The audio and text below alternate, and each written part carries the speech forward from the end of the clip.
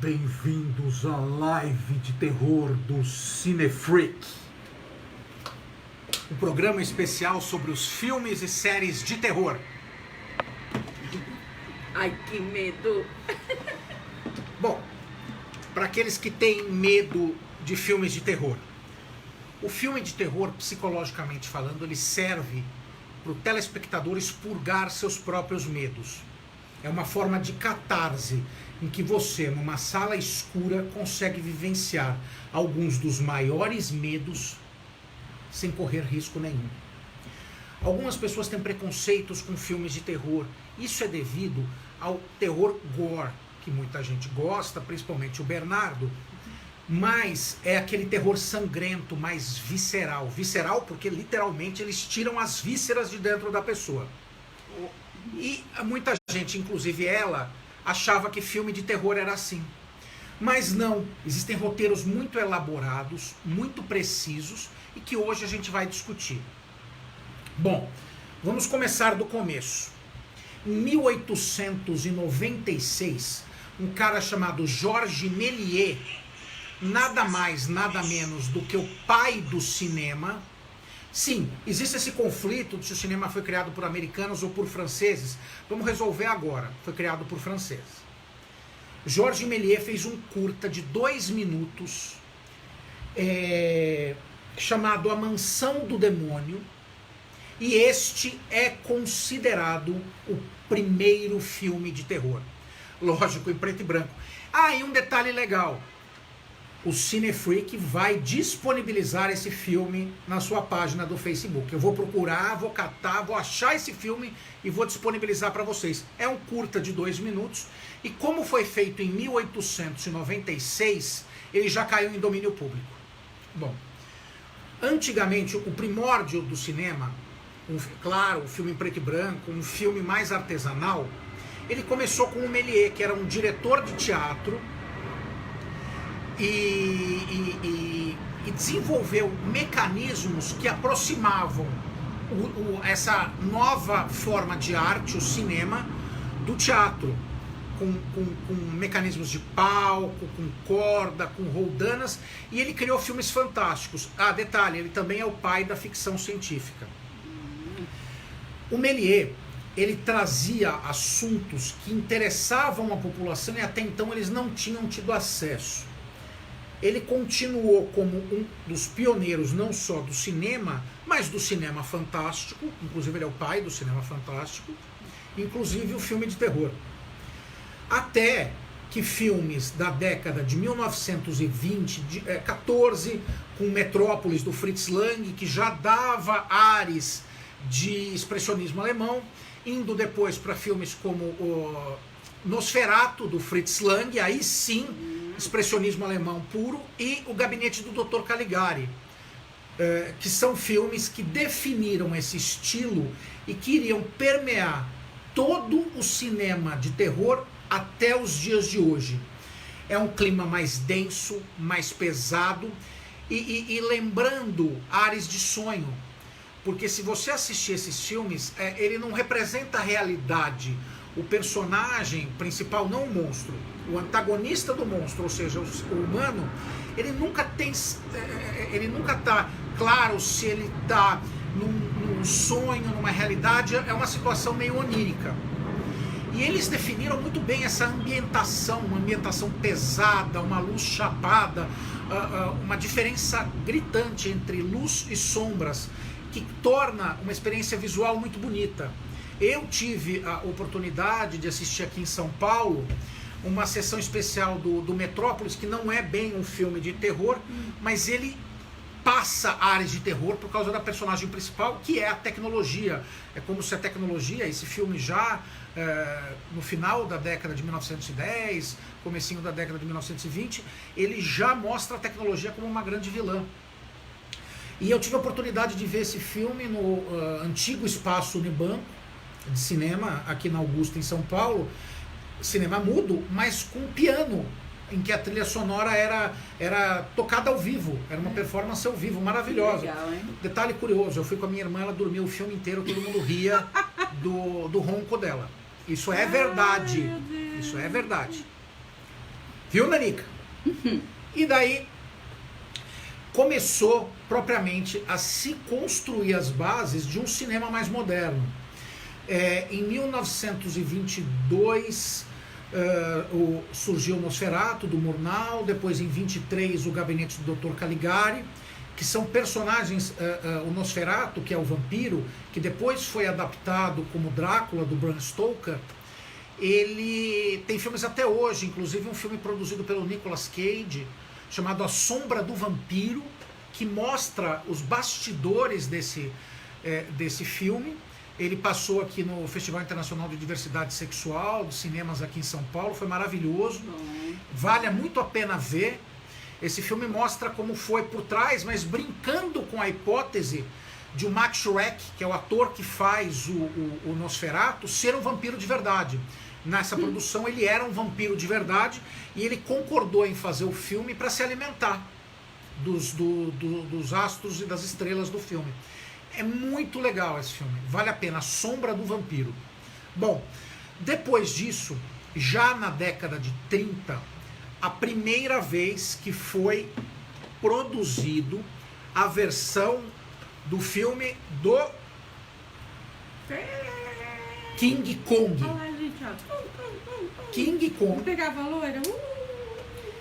Menos. O King Kong, hoje, ele não é considerado um filme de terror.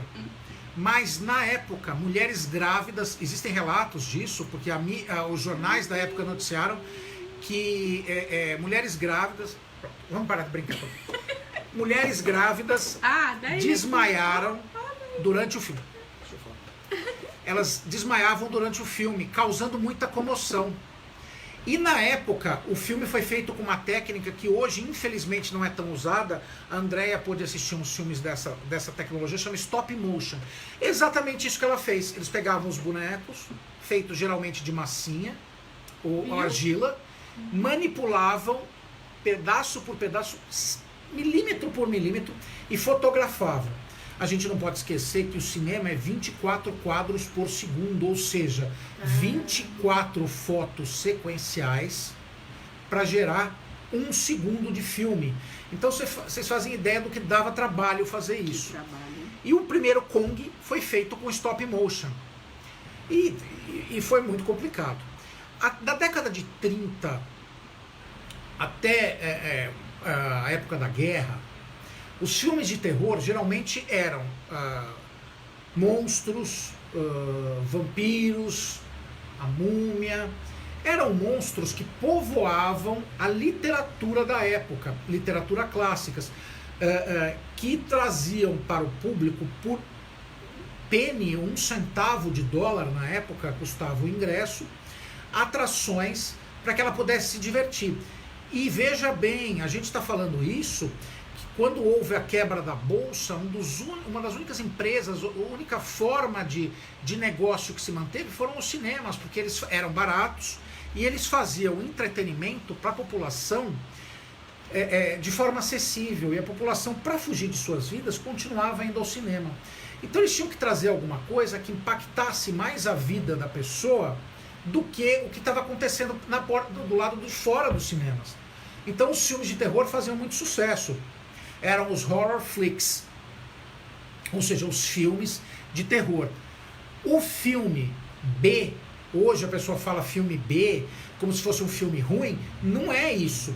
Antigamente, porque as pessoas tinham que passar muito tempo dentro do cinema, porque não tinha emprego, porque a situação estava ruim, geralmente as sessões eram sessões duplas. Tinha o filme A, que era um dos grandes estúdios na época, com os grandes atores, e depois tinha um filme menor chamado filme B, que era o filme geralmente de monstros.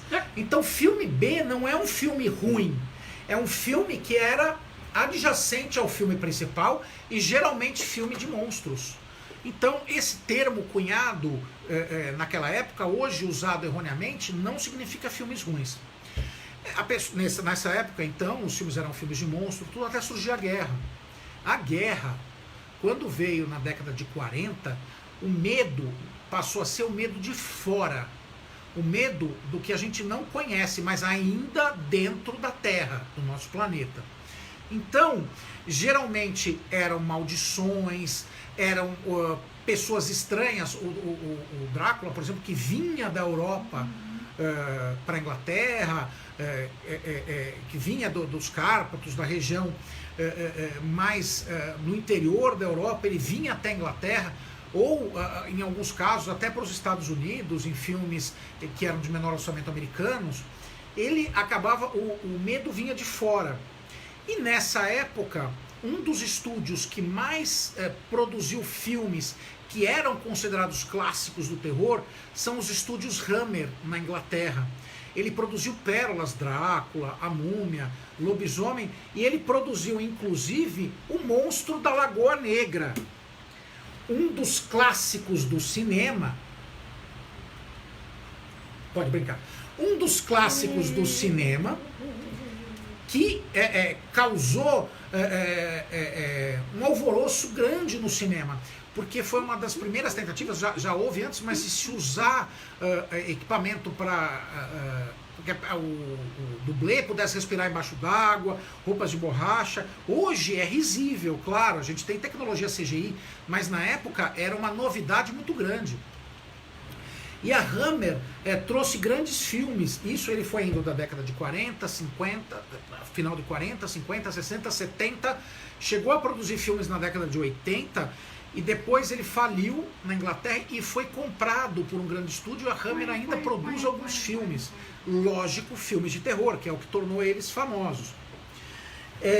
Na década de 50, no pós-guerra, era a época que a gente começou a Cortina de Ferro, houve a divisão do mundo em dois polos.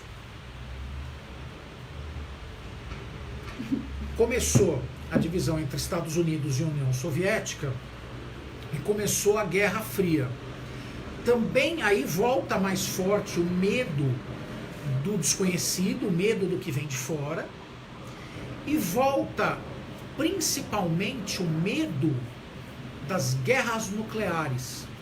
Então o foco dos monstros do cinema, que eram os monstros clássicos, ele passa para os mutantes, para monstros que são criados através da tecnologia. O Bernardo entrou um pouco tarde, estou falando da década de 50 e dos mutantes no cinema, mutantes não os X-Men, os mutantes devido ao advento da era nuclear.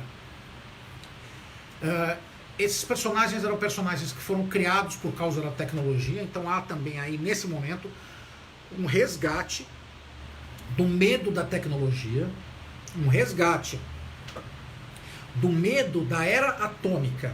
Surgem filmes de mutantes, de homens que foram deformados por causa da ciência, da tecnologia. A primeira vez que a Mosca, aquele filme com o Jeff Goldblum, foi para o cinema, foi nesse período. E não só mutantes ou monstros decorrentes à bolha de energia atômica, surgem os robôs. Os robôs que vêm da ciência, que vêm de um cientista louco que constrói uma arma para destruir a humanidade. Então a ciência é vista como também uma ferramenta para a dominação e do mal. É um aviso. O cinema sempre tem isso, ele tem uma forma de aviso, de alerta. Tá? É uma moral que é utilizada no cinema. Então foi sendo criado filmes nessa temática, que daí sim continuava sendo os famosos filmes B, a Formiga Gigante, o Ataque da Mulher de 16 metros, esse tipo de filme, que hoje não é considerado tanto terror, mas eram filmes famosos de cinema em que o espectador ia até as salas para assistir com o seu centavo, com sua moedinha. E isso entretia a vida do telespectador. Deixa eu ver o que mais aqui.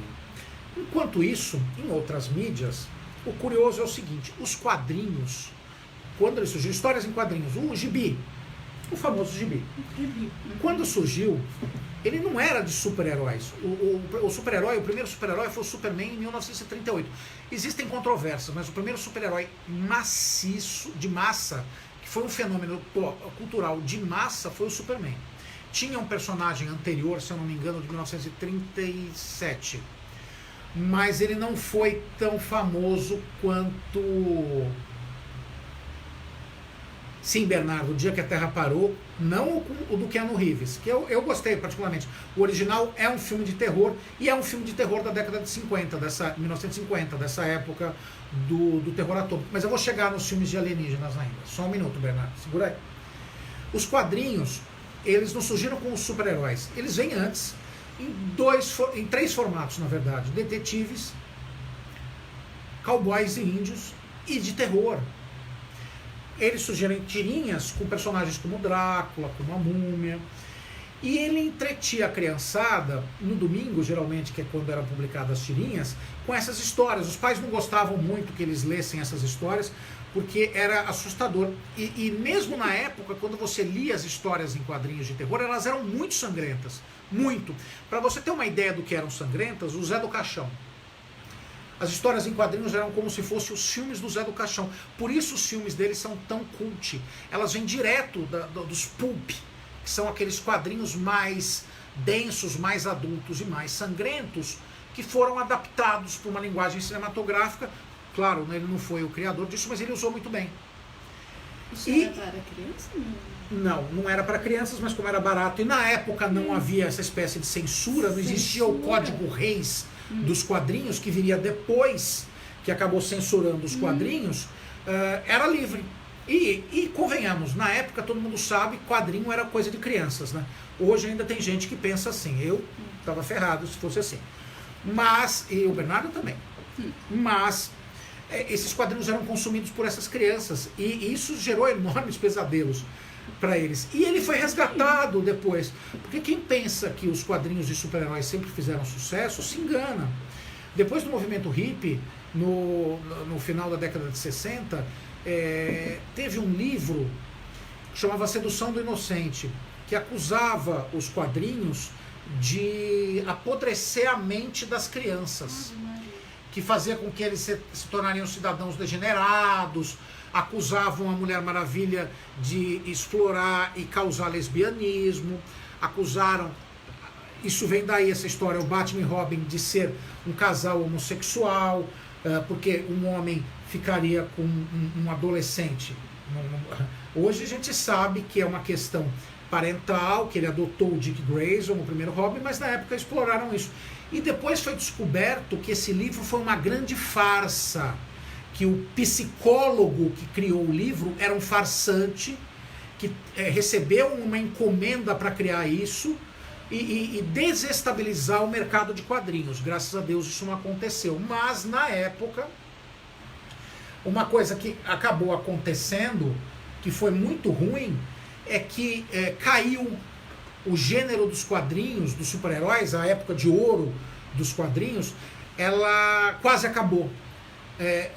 3 alicerces mantiveram ainda acontecendo, principalmente da DC, porque a DC veio antes da Marvel, tá? A DC veio antes da Marvel.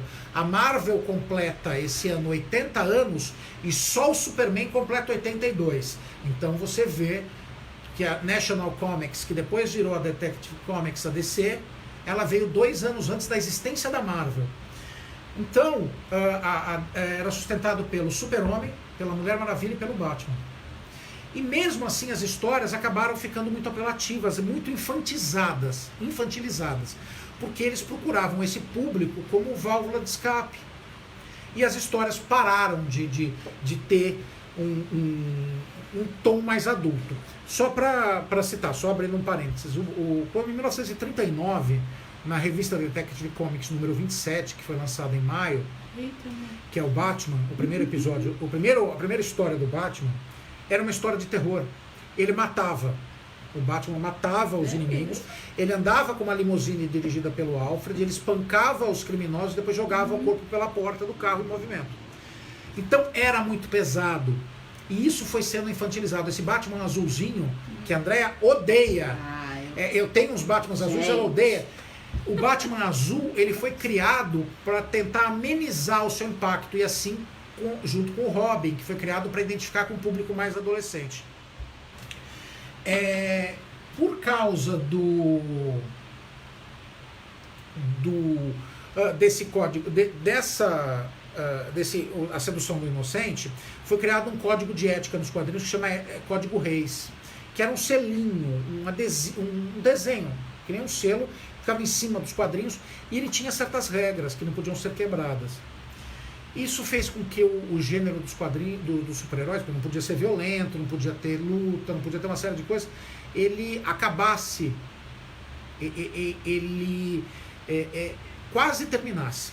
E voltou aí uma espécie de subgênero dos quadrinhos, que era de monstros de novo, porque ele não representava a realidade. Ele ia para outros planetas, ele não era a Terra, então eles conseguiam retratar certas situações que nos quadrinhos de super-heróis não poderiam. Bom, voltando ao cinema, como o Bernardo acabou de lembrar, teve um diretor muito famoso, não pela qualidade do que ele criou, chamado Ed Wood. Hoje a gente conhece mais o Ed Wood por causa do filme do Tim Burton com o Johnny Depp. Ele era considerado o pior diretor de todos os tempos. Mas em que sentido? Filmes ruins mesmo. Ele fazia filmes ruins. Né? E ele gostava disso. O filme mais famoso dele, que hoje é um clássico, é Plano 9 do Espaço Sideral, em que ele coloca zumbis alienígenas num cemitério junto com o Drácula.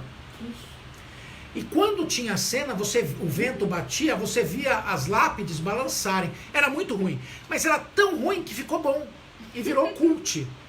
Ah, detalhe. O Ed Wood era um travesti.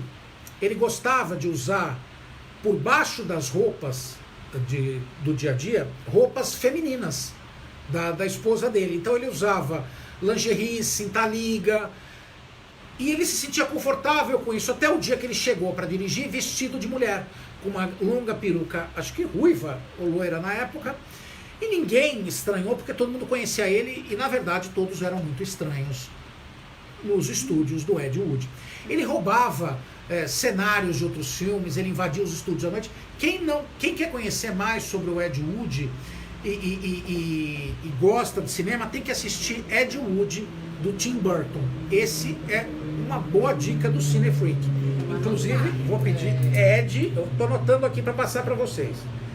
Ed Wood. Bom, na década de 50, inclusive influenciando o próprio Ed Wood, o medo em continuação, a Guerra Fria em continuação ao que vem de fora, ele passa a olhar para o céu e começa então filmes de alienígenas. Alienígenas sempre assustadores, querendo conquistar o planeta, tá? Que amor. E representando uma força muito mais avassaladora do que qualquer advento científico que a gente tivesse na Terra. Aquela transmissão, um dos casos muito famosos é a transmissão do Orson Welles, do Guerra dos Mundos, do H.G. Wells, que foi feita de forma realista pela rádio. No Mercury Theater ele tinha um programa famoso, muito famoso na época, para vocês terem uma ideia, era como se fosse o Jornal Nacional. E em horário nobre, em rede nacional, ele transmitiu uma invasão de alienígenas aos Estados Unidos. Ele disse que uma nave alienígena tinha pousado nos jardins da Casa Branca. Ele causou pânico. As pessoas corriam nas ruas, saqueavam. Foi absurdo. Foi um dos primeiros casos documentados de histeria em massa. E depois ele se desculpou, ele explicou o que era, mas assim, teve muita gente que não percebeu e acabou entrando em desespero. Depois foi feita a adaptação do Guerra dos Mundos para o cinema. Existe a adaptação clássica e tem até uma versão muito boa do Spielberg com o Tom Cruise, que a Andréia assistiu e gostou bastante também, que é mais focado na família, no indivíduo, e não tanto na ameaça que vem de cima. Mas na época, esses filmes todos representavam o medo do desconhecido, e esse medo vinha de trás da cortina de ferro, que era a União Soviética. Por isso, associar com marcianos, que era o planeta vermelho. Entendeu? Deixa eu ver o que o Bernardo falou. Pânico na Floresta também é um filme... É verdade. Pânico na Floresta também é um filme assim. Eu vou chegar lá. Eu vou chegar no Invasores de Corpos, Bernardo, peraí. Eu estou na década de 50 ainda.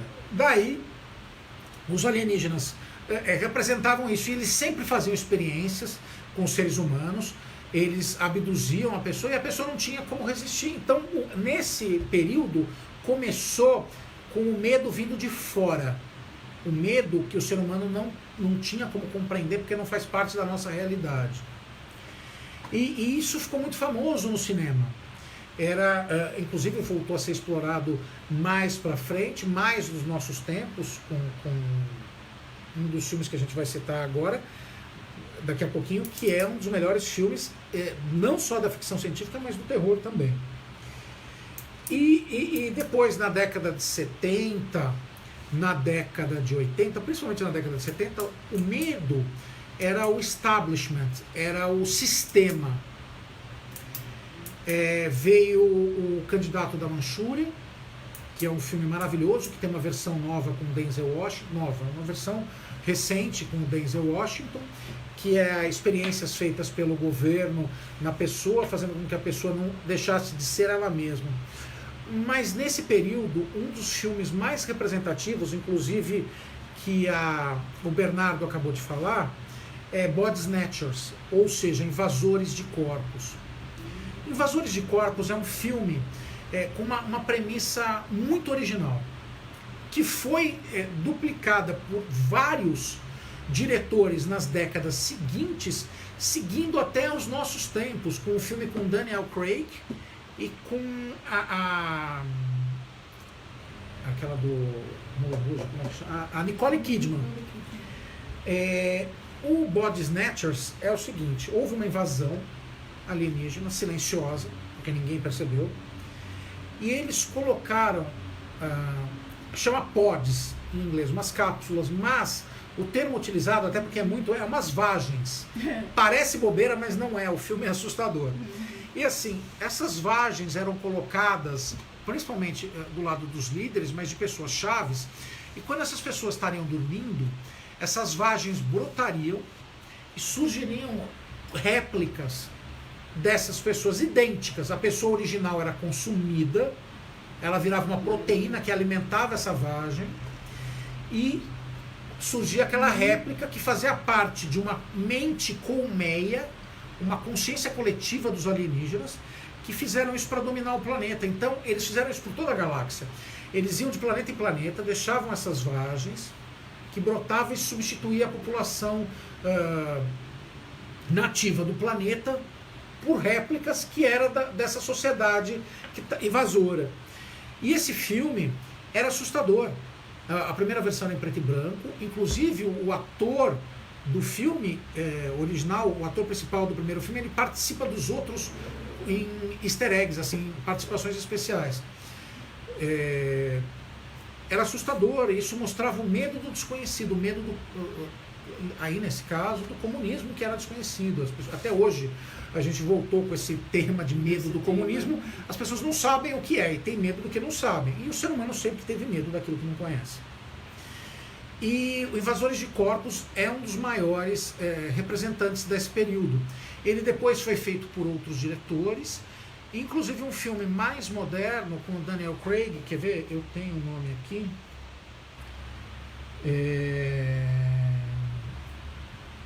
Peraí. Escrevi aqui em algum lugar.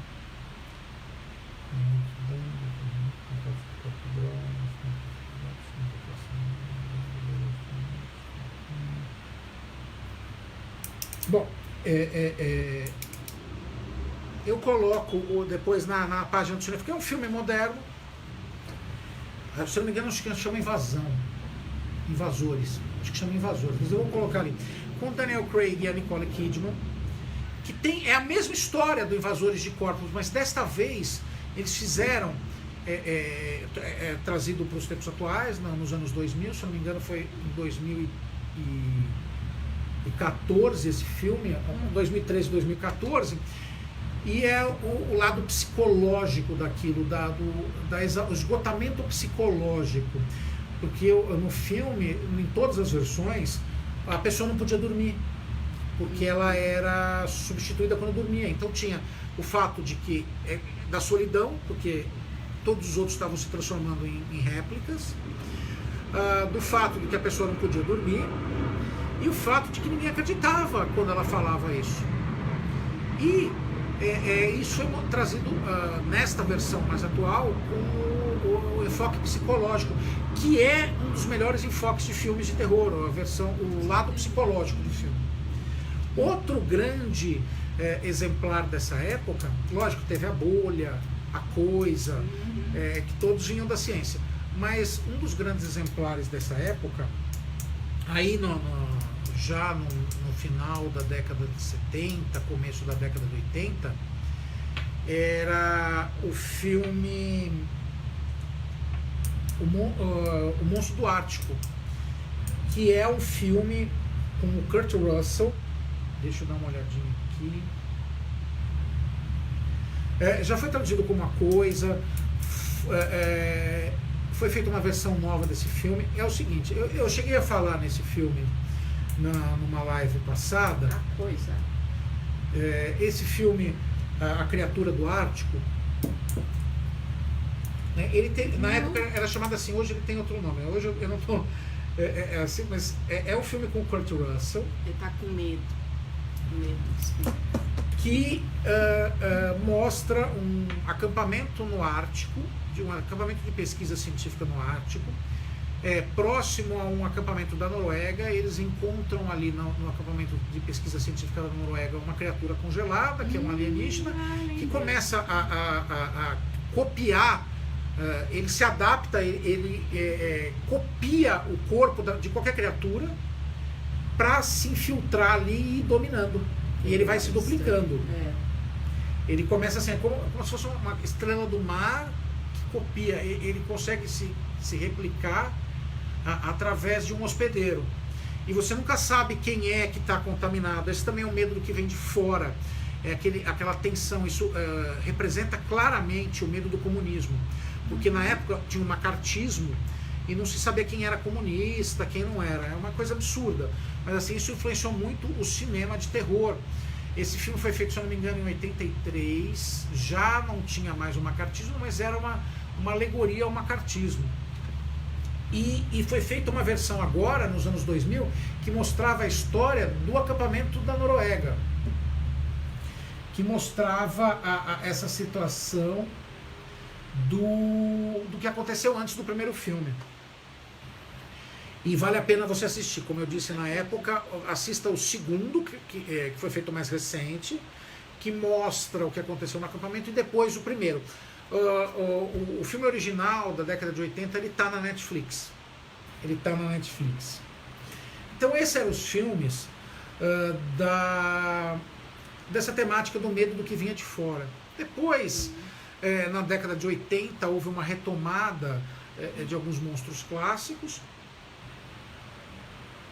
umas tentativas de trazer o Drácula, mas houve umas coisas muito interessantes, umas adaptações do gênero muito interessantes. Uma das melhores é Fome de Viver, que era com o David Bowie e a Susan Sarandon e a belíssima Catherine Deneuve.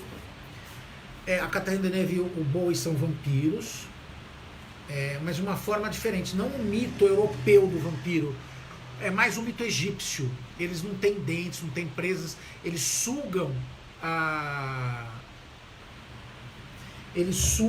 energia vital da pessoa. E assim eles precisam disso para sobreviver. Vou falar disso, Douglas. Eu vou falar do universo estendido de monstros da Universal. A vampira é a Catherine Deneuve. O Bowie, ele foi transformado por ela para companhia. E o curioso nesse filme é uma coisa que o Bernard e o Bernardo e eu estávamos discutindo outro dia, é o fato da sexualidade do vampiro. Nesse filme fica muito claro, os vampiros são bissexuais. Porque na verdade eles não têm o sexo para eles é uma forma de consumir energia vital. E no filme, a Catherine Deneuve, ela é imortal, porque ela é a vampira, os outros foram transformados por ela. E os parceiros que ela transforma para ter companhia no decorrer da longa vida dela, eles não morrem, mas eles se desfazem. E é aí que está a maldição do vampiro nesse filme. Eles não vivem a carne para sempre, mas a essência. Então, à medida que eles vão apodrecendo dentro dos caixões, o espírito fica preso para sempre naquele corpo decomposto e eles não conseguem ir para outro plano. Então é como se eles ficassem vivos, presos num corpo apodrecido. E é uma tortura eterna.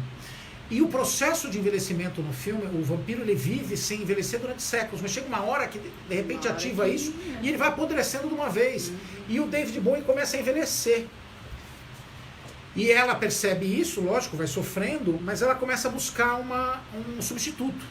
E entra nessa parte da história a Susan Sarandon, que é uma hematologista, ou seja, uma médica que estuda o sangue, e ele, o David Bowie, procura ela para ver se acha uma cura para o processo de envelhecimento dele. E ela fica fascinada com o caso, que ela julga ser progéria, que é uma síndrome genética que faz com que a pessoa envelheça. Geralmente tem criança, a pessoa nasce com isso, e você vê crianças de 10, 11 anos que parecem pessoas de 80 anos. É muito cruel essa síndrome. E isso, ela acredita que isso foi desencadeado no organismo do Bowie, e ela fica fascinada com essa situação e começa a pesquisar. E ela chega nisso até a Catherine Deneuve, que vê ela, fica apaixonada, como eu disse. Eles são, na verdade, bissexuais, mas mais pansexuais, é o caso da energia vital. E ela quer transformar a Susan Sarandon na nova parceira dela. É um excelente filme, chama Fome de Viver, vale a pena você assistir. Beleza. E daí continua os filmes de vampiro, os filmes de criaturas, tem o David Cronenberg fazendo a nova versão assustadora da Mosca, que isso mesmo, Bernardo, que é com que o David Cronenberg fez uma versão aí sim focada na ciência, no caso do teletransporte, com efeitos especiais para a época fantásticos. Foi um dos maiores filmes de ficção e de terror, lógico, na época. Mas nessa época veio um filme resgatando o medo que vem de fora, seguindo o filme de terror do John Carpenter com o Kurt Russell, da criatura alienígena que procura duplicar, mas focado nesse caso de alienígenas. É um filme chamado Alien, o Oitavo Passageiro. O Alien, ele é curioso porque é o seguinte: são 7 pessoas numa nave, a Nostromo, que é uma nave mineradora que está no espaço, de uma corporação, que é de uma corporação, a Tyrell Corporation, que está buscando minério em outro planeta para trazer para a Terra. A Terra já é um planeta decadente. E eles recebem um sinal de socorro de uma outra nave. E como eles não devem ter nunca assistido filmes de terror ou de ficção, eles resolvem ir até esse planeta onde está essa nave. O que acontece? Eles chegam lá, estão vasculhando, tem umas espécies de ovos nessa nave. E um dos astronautas que desce até lá para checar o pedido de socorro, eles estão usando o capacete, a criatura que sai desses ovos cola no... Luciana, exatamente. E são filmes de terror. Eles não são Lucinéia, são filmes de terror, não são filmes de ficção científica. O que acontece? O Aliens, ele representava também o medo do desconhecido no outro, seguindo o ponto de vista que essa criatura que colou no capacete, ela colocava um embrião dentro da pessoa e a pessoa passava a gestar um alienígena. Queria ser o predador das pessoas que estavam naquela nave. E o curioso é que isso, além de representar o outro, que a gente nunca conhece na outra pessoa, do estranho, do desconhecido, ela era também uma analogia à AIDS. Porque você nunca, na época principalmente, você não sabia quem estava contaminado. Existia esse medo. Então ele foi criado dessa forma como uma analogia à AIDS também. E eu lembro, eu era pequeno na época, bem pequeno, eu não podia ir no cinema assistir. E a minha prima foi assistir e falou que o filme era assustador, era um filme proibido para maiores de 18 anos na época. E eu super curioso, porque eu queria ver um filme maiores de 18 anos, que era esse Aliens, e eu não pude. Então eu lembro que eu só assisti muito tempo depois, com o VHS. E o curioso é que assim, esse filme, ele mostra, você nunca vê a criatura. Isso é bem legal, isso também foi adotado no Tubarão, do Spielberg, que também era um filme de terror, tá? Eu e ela, a gente ficou com medo de entrar no mar durante muitos anos por causa desse filme. Quando eu entrava no mar, que eu ia para Santos, eu escutava aquele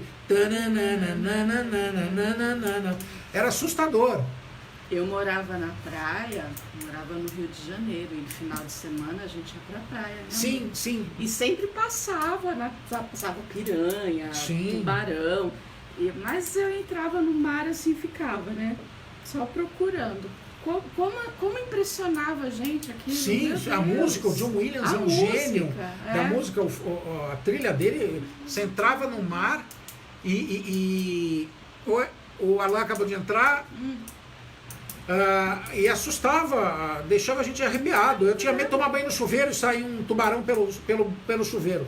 O Bernard levantou uma coisa aqui. E é verdade, isso é uma característica bem curiosa e torna o cinema mais rico quando você mistura gêneros. O Aliens, não é que ele não é ficção, ele é ficção, mas é ficção e terror. Chama mixed genres. São os gêneros misturados e torna o filme mais rico. Psicose também, ele está falando psicose, mas aí é meio do chuveiro. Toda vez que vai chuveiro box, fica... Lembra aquilo. Que também é um dos grandes filmes de terror, um dos maiores mestres do terror, década de 60 e 70, Alfred Hitchcock. Esse é fantástico. Ele faz, veja bem, as pessoas falam que ele é o mestre do terror, ele era, mas ele era considerado o mestre do suspense, não terror propriamente dito. Mas Psicose é fantástico e é baseado num caso real. É muito legal nesse sentido. E o Aliens trouxe isso e trouxe para uma nova época, um novo enfoque, o filme do terror. Não só por causa do terror mostrado de um jeito que nunca foi no cinema, criando um monstro inédito. O Alien, a criatura é lindo. Ele é maravilhoso, é muito bem desenvolvido, muito bem criado. Ele tem características psicossexuais. Tem aquela cena assim. Mas essa não foi no primeiro Alien, essa é no terceiro Alien. Com a Sigourney Weaver, que é maravilhosa. Olha, as pessoas falam um pouco, até o Bernardo a gente discutiu isso, personagens femininos no cinema, que tem pessoas que falam que certos filmes são personagens femininas dos homens. Eu amo a personagem da Sigourney, muito bem construída, maravilhosa. Detalhe, foi um personagem que foi criado para um homem. O cara não pôde fazer, colocaram ela e foi a melhor escolha, porque não dá para imaginar aliens sem uma mulher, sem ela. E depois tentaram imitar nos subgêneros do Aliens, por exemplo, o Aliens vs Predador, sempre personagens femininas, mas elas nunca tiveram a força que a Sigourney Weaver trouxe para o filme. Uma atriz maravilhosa num papel que ficou marcado na história do cinema. E daí a gente entra na década de 90 com filmes de terror, basicamente filmes focados em alienígenas. A gente tem o Predador, que não é tanto um filme de terror, mas ele também usa elementos do gênero do terror. Filmes de monstros clássicos de novo, em algumas tentativas de trazer o Drácula. Teve Drácula do Bram Stoker, do Coppola, maravilhoso. Mas, apesar de maravilhoso, ele fica por aí. A continuação aí retoma o gênero gore muito mais forte, com o Massacre da Serra Elétrica, com os Fred Krueger, com os filmes do Jason, que vieram do final da década de 80, adentraram a década de 90, que são monstros desconhecidos, monstros novos, né? Uma mitologia nova que foi criada, que não era baseada em nada da literatura. Haja sangue, né, mãe? Sim. Como rolou sangue? Mas groselha? O que era? Era caro, com mel caro, com groselha e chocolate. Groselha? E era os atores odiavam. E nesses filmes, essas sequências no cinema, essas sagas cinematográficas, tiveram vários episódios, tipo Sexta-feira 13, parte 38. Até chegar a um ponto que a própria história se esgotava e eles faziam, por exemplo, Jason 10, que era no espaço, horrível, péssimo, o próprio gênero acabou se esgotando e até os anos 2000, que depois foi retomado com remakes daquilo. Eles recriaram um dos filmes mais clássicos dessa época, da década de 80 e 90, foi o Halloween, que é o Mike Myers, Michael Myers, que foi trazido agora para a década de 2020. O ano passado foi feito um filme com a atriz do filme original, a Jamie Lee Curtis. Ela produziu o filme e assim, eles desconsideraram o Sexta-feira 13 no espaço, Douglas, que eu acabei de falar. Que é jogaram o corpo dele no espaço, que aqui não conseguiam segurar, e uma nave espacial recolheu o corpo dele. É horrível. É tão ruim que vale a pena assistir. Só para vocês verem. E o Sexta-feira 13,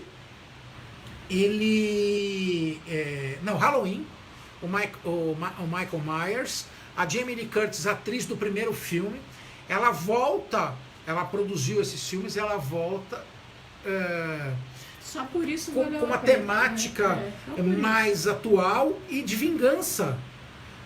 Uma personagem forte, eu acho que foi melhor do que o filme original. Valeu a pena só ela volta para se vingar e me parece que vai ter um outro filme dessa temática nova que a Jamie Lee Curtis apresentou. Ela volta também, porque parece que ele não morreu de novo. Eu acho que tinham que fazer o seguinte: colocar o Michael Myers dentro de um liquidificador e bater, porque daí ele não voltava, era uma sopa. Só se ele virasse a bolha. E teve essas franquias chegando a ridicularizar os filmes de terror. E isso causou um esgotamento do gênero. Durante algum tempo não teve.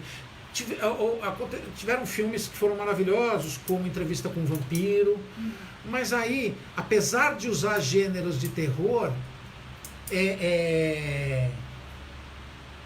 o Pânico, exatamente, na década de 90, outra invenção inédita, Pânico, mas que é o medo do que você não pode evitar, que é um serial killer, aí mais ligando o filme de crime, a coisa, mas sim, que é assassinos em série, que é um thriller focado no medo. Existe o thriller psicológico, nesse caso é um thriller de terror, que é o serial killer. Houve uma tentativa de se levar Pânico para séries, não teve tanto sucesso, parece que vai voltar para o cinema com o elenco original. É mais uma tentativa de manter viva essa linha.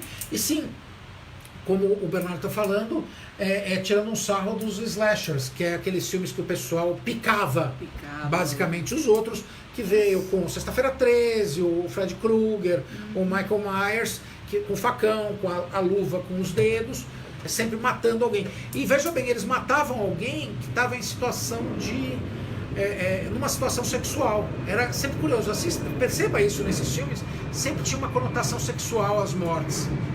E na verdade era uma conotação de vida, era como se fosse uma coisa antivida. Bebê de Rosemary. Bebê de Rosemary, sim. Você nem ia ter medo, não. O Bebê de Rosemary, eu tinha até marcado aqui para comentar, ele é década de 70. Ele é curioso pelo seguinte: o Roman Polanski, que é o diretor desse filme, que depois acabou tendo uma polêmica na vida real, grande, mas né? vamos deixar uma coisa bem clara aqui. A vida real dos diretores e dos atores não importa pra gente. A gente não vai ser amigo deles, a gente não vai sair pra tomar uma cerveja com eles, pra tomar um milkshake ou pra comer um hambúrguer. A gente quer ver o filme dos caras. Então o que eles fazem na vida real, por maior besteira que fosse, ela fica na vida real, na vida dos caras. Porque o trabalho, a arte, o filme é maior do que a pessoa, tá? Então a gente não está fazendo apologia ao que o cara fez ou deixou de fazer na vida. A gente está falando dos filmes dele. O Polanski dirigiu essa história num prédio, o edifício Dakota, que fica em Nova York, que ele mesmo foi palco de histórias de terror na vida real, como infelizmente o assassinato do John Lennon. E o Bebê de Rosemary, ele mostrava uma coisa que é bem curiosa, que era bem forte na época, que é o medo do demônio. Tiveram vários filmes com enfoque do demônio, geralmente filmes mais gore, mais B. Mas existe o legal do Bebê de Rosemary, é o seguinte, é um bom filme, vale a pena ver. Vale a pena. Teve um remake novo, mas não. Mas ele tem uma curiosidade. Clássico, né? Tem um filme na Netflix que estreou ano passado. Estreou entre o final do ano passado e o começo desse ano, chamado Eli, que é com um menino. Inclusive teve uma polêmica, vocês podem pesquisar aí. O pessoal que assistia esse filme falava que via monstros, via demônios, que o pessoal convulsionava, passava mal, tudo balela. Isso foi uma grande campanha de marketing envolvendo o filme. Mas o curioso desse filme é que não é nem tão bom assim, mas ele tem um detalhe. Ele é uma sequência não oficial do Bebê de Rosemary. É não autorizado? Não, lógico, não autorizado, por isso a personagem não chama Rosemary, chama Rose.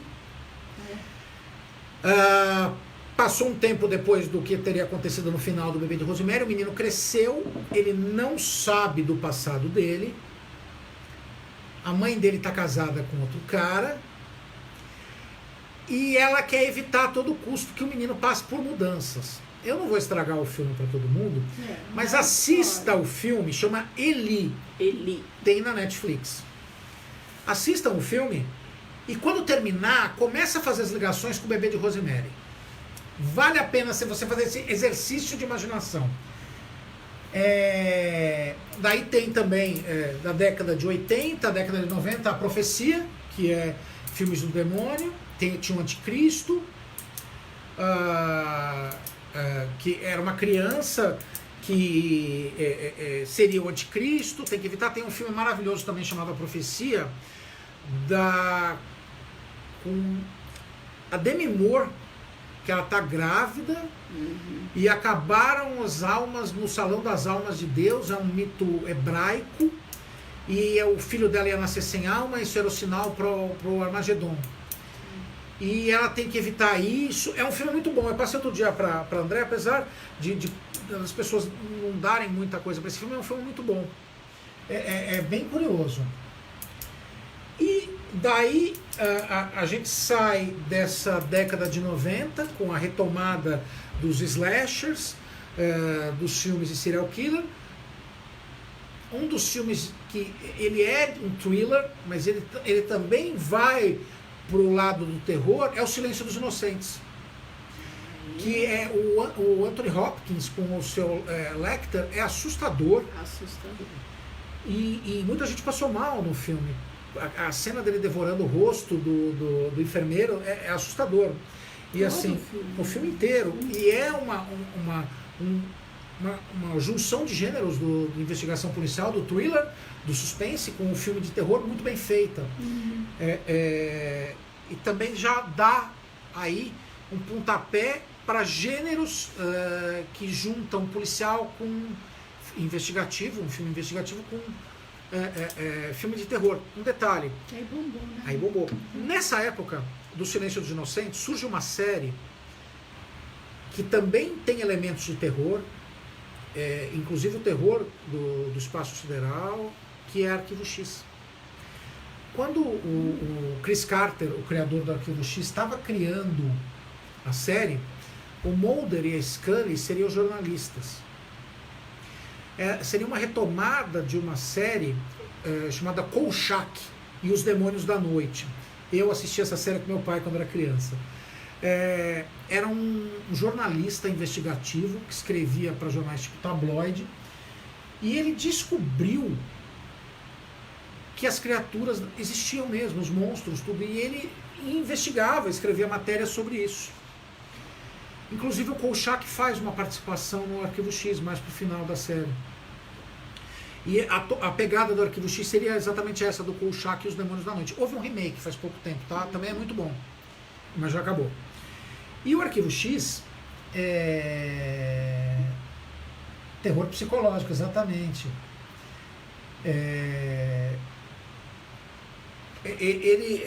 O Bernardo está falando, o Arquivo X, o Silêncio dos Inocentes é um terror psicológico. Mas o Arquivo X é curioso pelo seguinte, por causa do Silêncio dos Inocentes e por causa do envolvimento do filme com o FBI, o Chris Carter transformou os personagens em agentes do FBI, e a Scully claramente é baseada na personagem Clarice do filme. E aquele jeito cerebral, um jeito intelectual, científico da coisa. E a série fez muito sucesso, não só adentrando de forma baseada em filmes de terror, no gênero alienígena e conspirações com o governo, mas também monstros e criaturas que povoam o imaginário do terror. A gente vê criaturas como o Parasita, que está acho que no 3º ou 4º episódio, tem o Tumis no 2º episódio da primeira temporada do Arquivo X, que é um homem meio criatura que se alimenta do fígado das pessoas, e ele hiberna durante tantos anos, ele precisa consumir tantas pessoas, o fígado das pessoas, e depois ele hiberna para se manter vivo. Então assim, eles usam elementos clássicos do terror, criando um enfoque novo, uma roupagem nova. E obrigado, Sandra, obrigado. E esse enfoque que eles dão até trouxe para a vida atual, para o enfoque atual desse gênero, uma energia nova. Arquivo X, sem dúvida nenhuma, é uma das melhores séries já feitas pela televisão. Ele acabou indo para o cinema também. Infelizmente, os filmes não fizeram tanto sucesso quanto as séries, quanto a série, mas maravilhoso, vale a pena ver. A série é fantástica e ela traz também um elemento de humor. Um dos elementos os episódios que eu mais gostava da série é quando eram cômicos. O Mulder e a Scully, os personagens principais da série, os dois agentes do FBI, a relação deles tem também muito humor. É muito engraçado. Eu lembro de um episódio que teve uma invasão alienígena numa fábrica de fertilizantes, que eram naves que pareciam baratas. E eles tiveram que investigar. Esse é um episódio cômico, sempre tinha um. E explodiu a fábrica, e o Mulder e a Scully ficaram cobertos de fertilizante, de merda. E daí eles começaram a brigar. E a Scully virou e falou: por que você nunca deixou eu dirigir? Porque sempre era o Mulder que dirigia o carro. E daí ele vira e fala: Scully, porque ela era baixinha, eu sempre achei que seus pés não alcançavam o pedal. Ela vira e fala assim: Mulder, você fede! E vira as costas e vai embora. Os episódios clássicos de comédia dos dois eram os melhores. Mas vale muito a pena ver. Infelizmente, se não me engano, no final da 7ª temporada, o David Duchovny, o ator que faz o Mulder, saiu.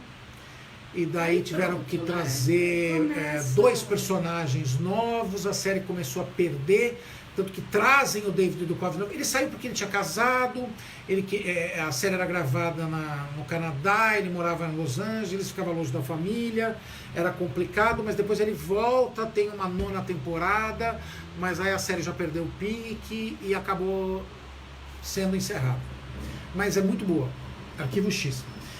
E já no ano 2000, nos anos 2000, a gente tem filmes que continuam com o slasher, mas eles perdem o enfoque. Daí tem mais terrores psicológicos, como o Bernardo disse.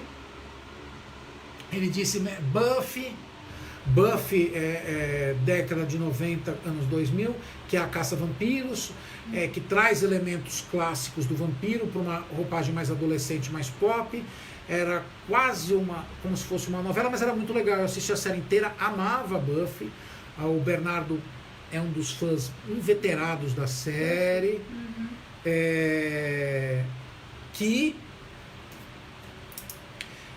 trazia uma cheerleader de escola, uma patricinha, que acabou tendo dentro de si a missão de enfrentar monstros sobrenaturais e impedir que o buraco do inferno, que era um portal dimensional que trazia criaturas do inferno para Sunnydale, que era a cidade que ela atuava, se abrisse e essas criaturas passassem. Então ela tinha sempre que combater as criaturas do mal. Era muito boa, e me parece que vai ter um remake dessa série. De qualquer jeito, essa série veio de um filme pouco conhecido, com o falecido Luke Perry, coitado, do Barrados no Baile. Ele era um dos personagens, o protagonista masculino da série, que era interesse amoroso da Buffy, e que foi mudado completamente esse conceito desse filme para a série, mas o filme foi escrito pelo Joss Whedon, aquele Joss Whedon que dirigiu Liga da Justiça, e os Vingadores. O Joss Whedon, ele escreveu o filme foi feito de uma maneira que pudesse ser vendido, ele não ficou muito feliz, daí ele escreveu a série.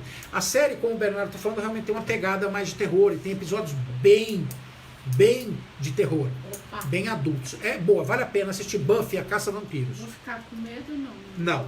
Não vai ficar com medo. E daí, nos anos 2000, eles retomaram o conceito de... Para falar assim, antes dos anos 2000, naquele boom do Aliens, o Oitavo Passageiro, teve Contatos Imediatos do Terceiro Grau, do Spielberg, que foi um filme assustador, porque era do desconhecido. Apesar de bonito, você sempre tinha medo do que ia acontecer, porque além de não prever, as pessoas não entendiam ainda esse conceito.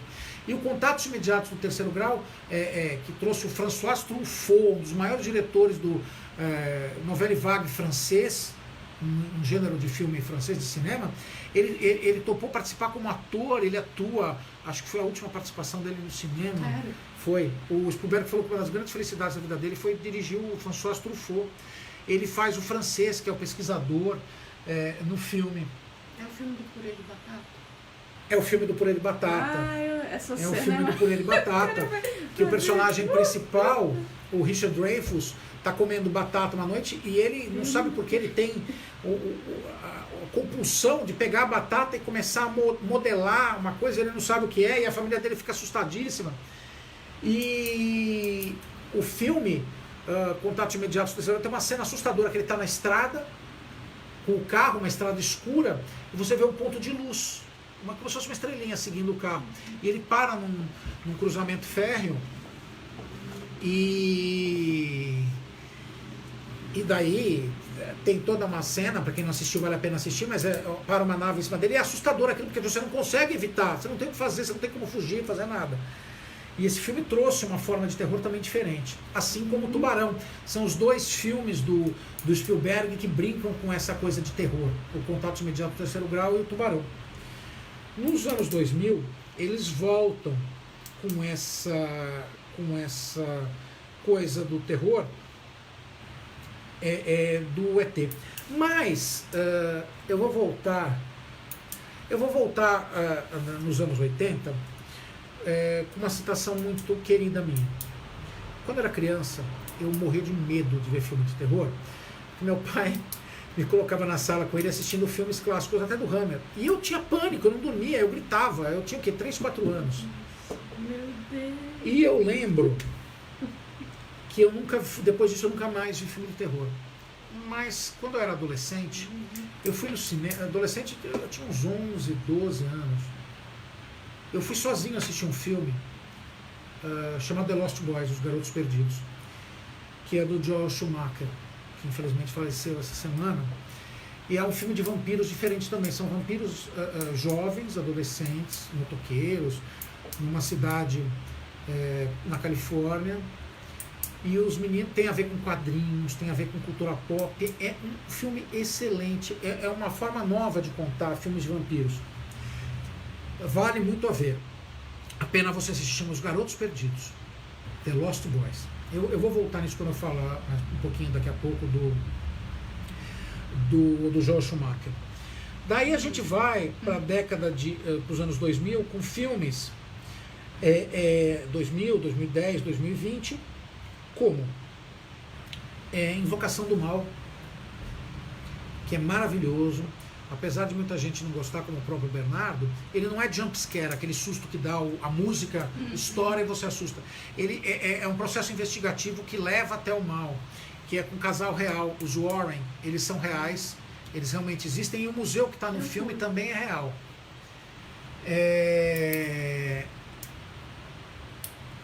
Eu já falei do Homem B.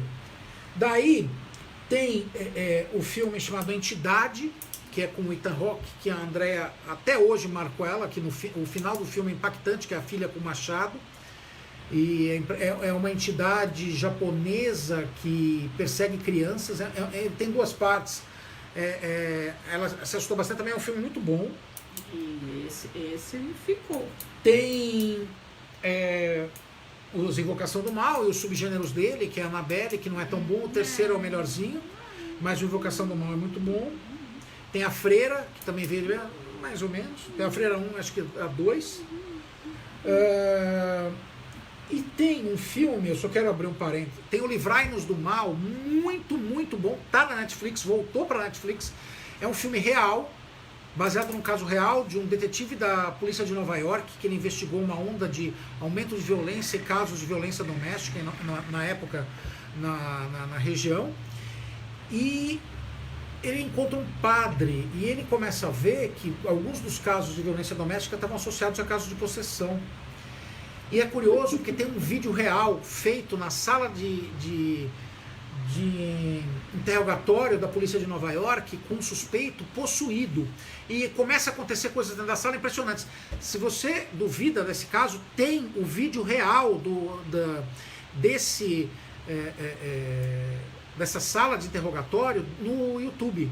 Então é muito legal você assistir o filme Livrai-nos do Mal e depois procurar o vídeo em preto e branco no YouTube, porque tá lá, é um dos casos reais. E a história é muito bem escrita, muito, muito legal, esse conceito que foi usado nesse Livrai-nos do Mal.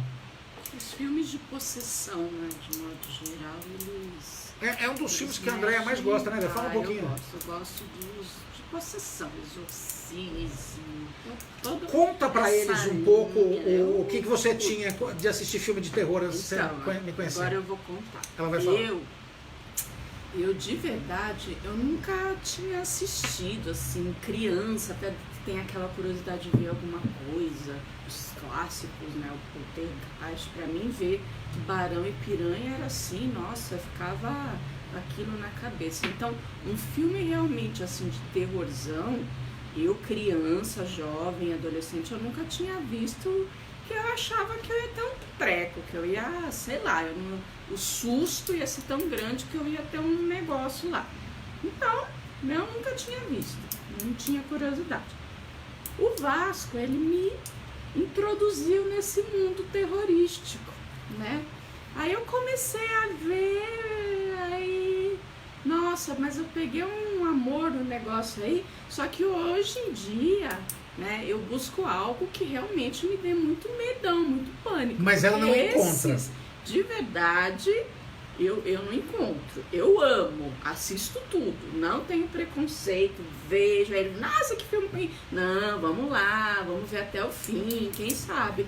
Mas assim, né, então pra mim foi uma grande decepção. Não infartei, não tive AVC, nada. Ela achava, se existisse um filme de terror, o coração dela ia parar.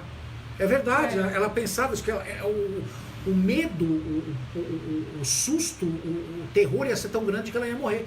Mas ela viu que não, que era mais na cabeça dela. E aí que tá os grandes filmes de terror. A gente cria toda a história na cabeça antes de ver.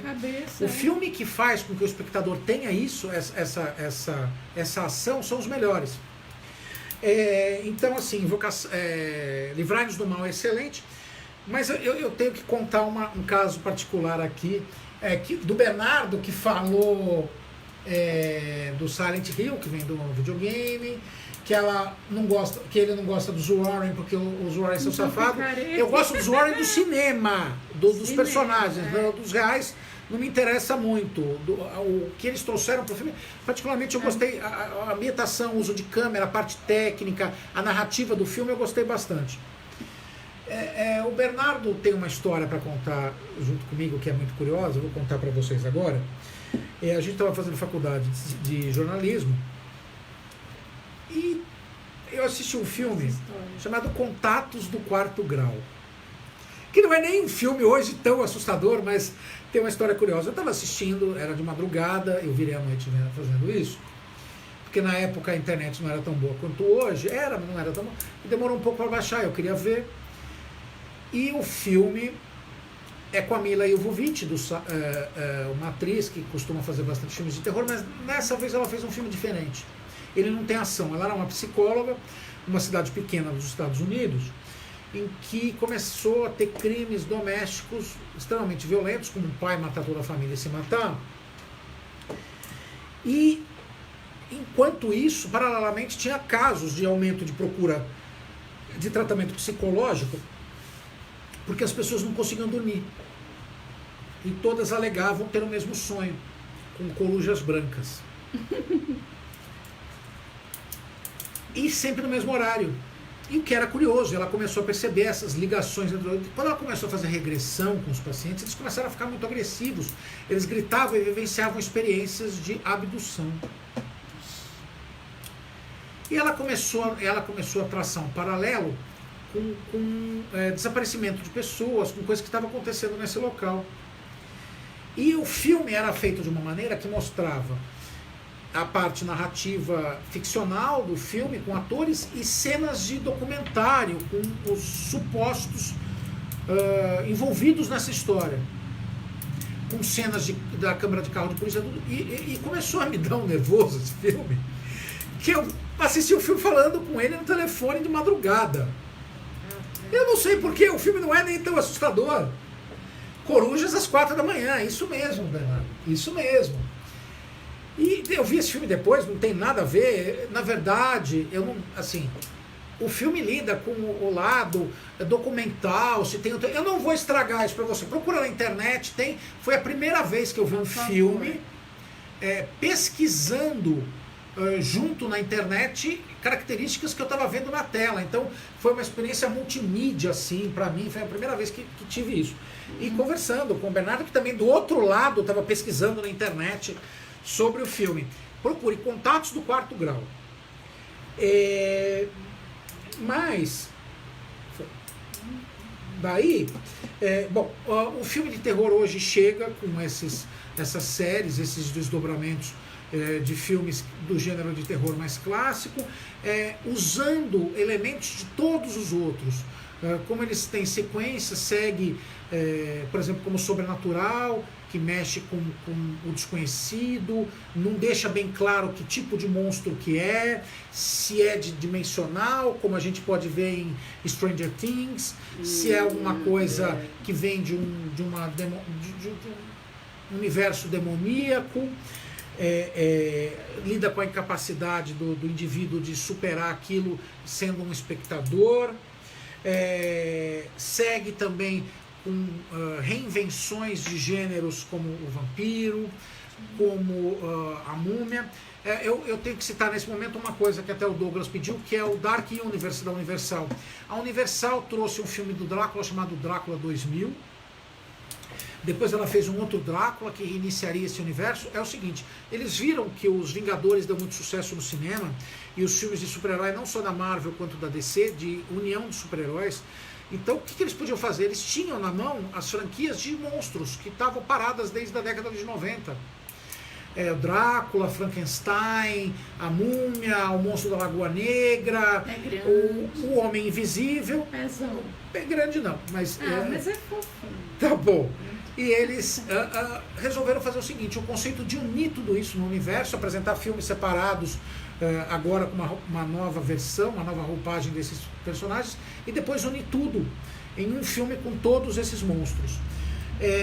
Nisso teve o Drácula, que é bom, é um filme bom. No final do filme ele aparece nos dias de hoje, já era uma introdução para essa Dark Universe. Depois disso teve A Múmia, com o Tom Cruise como personagem principal, e o Russell Crowe fazendo um Dr. Jekyll e Mr. Hyde. O Dr. Jekyll e Mr. Hyde, o Médico e o Monstro, é uma versão mais moderna, e não deu muito certo. E daí parece que tinham acabado com o Dark Universe. Mas a Universal fez agora O Homem Invisível.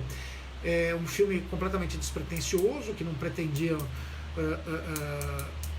muita coisa, não teve um investimento muito grande, mas me parece que isso vai retomar o conceito do Dark Universe no cinema, trazendo os monstros clássicos. Eu espero que sim, porque esses personagens merecem serem revistos, merecem serem trazidos para um novo século. Agora, né, já chegando mais ao fim da nossa live, tem muita coisa para se falar do gênero terror. O Bernardo está falando do Nicolas Cage com O Homem de Palha, com outros filmes também do gênero terror, mas ocuparia muito o nosso tempo. Eu vou falar do seguinte: essa semana, infelizmente, a gente perdeu um diretor chamado Joel Schumacher, que ficou estigmatizado por ter dirigido 2 filmes ruins da franquia do Batman, o Batman Eternamente e Batman e Robin, ou como o Bernardo gosta de chamar, o filme dos mamilos. Mas ele dirigiu muita coisa boa. Ele dirigiu O Tempo de Matar, ele dirigiu Os Garotos Perdidos, que é o primeiro filme de terror que eu assisti sozinho. Ele dirigiu filmes, Um Dia de Fúria com Michael Douglas, que é maravilhoso. Ele foi um grande diretor de cinema que infelizmente ficou marcado por 2 filmes ruins, que não foi culpa dele. As pessoas têm que entender que a Warner, quando coloca diretores para dirigir franquias grandes, ela acaba controlando aquilo. São filmes de estúdio, não filmes de diretor. Daí a pessoa fala o Christopher Nolan. Tudo bem, o Christopher Nolan é uma aberração nesse sentido, porque como o estúdio não esperava nada, ele colocou o Batman na mão dele e ele conseguiu reinventar. Depois disso, o estúdio voltou a influenciar o gênero. A gente sabe o que aconteceu com o Zack Snyder. Mas Joel Schumacher é um grande diretor. Foi um grande diretor. O trabalho dele vai ficar para sempre na posteridade. E ele não merece ser diminuído por causa de 2 filmes ruins, que a culpa não foi dele. Sim. Outra coisa, essa semana a gente teve a notícia uma notícia bem legal no universo dos super-heróis. Parece que a DC, com a Warner, quer trazer o Michael Keaton de volta como Batman no filme do Flash, em Flashpoint, o ponto de ignição, em que ele viaja no tempo. E não só assim, mudando a linha temporal, ele muda ele cria várias realidades temporais alternativas, e numa delas o Batman ainda seria o Michael Keaton, que teria continuado no universo do filme do Tim Burton de 89 e continuado nesses anos todos, continuou combatendo o crime, e ele seria um Batman envelhecido. Veja bem, é um Batman de outra linha temporal, e a DC brinca bem com isso.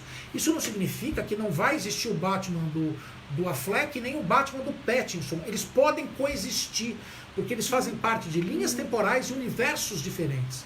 Só que o Flash, viajando entre esses universos, ele teria contato com o Batman do Michael Keaton, e eles querem, alguns sites internacionais, estrangeiros, afirmaram que inclusive ele faria para descer o que o Samuel L. Jackson fez com o Nick Fury. Ele teria contato em outros filmes com os outros heróis, costurando esse universo e trazendo de volta o DCU. Tá? Então ele teria um papel fundamental para costurar o DCU. Se isso acontecer, é muito legal. Outra coisa que foi dita é que o Batman versão do Thomas Wayne voltaria com o ator que fez o pai do Ben Affleck no filme, que ele fez o comediante no Watchmen, e ele voltaria como Batman Thomas Wayne. Isso é muito legal, mas eu acho que seria só um cameo. Veja bem, é um dos universos visitados pelo Flash, não seria uma coisa que vão desenvolver esse universo. Mas é uma história legal agora para quem é fã dos super-heróis. Vale a pena a gente esperar para ver se vai se concretizar, porque a Warner e a DC com boatos, pelo amor de Deus, são 50 por semana. Então essa é uma história interessante. Bom, esse foi o episódio de terror do Cinefreak. Semana que vem, até a sugestão do Douglas, a gente vai vir com um episódio de viagens no tempo. Então fique ligado, sempre na mesma bate-hora, no mesmo bate-canal. Obrigado por assistirem e até semana que vem.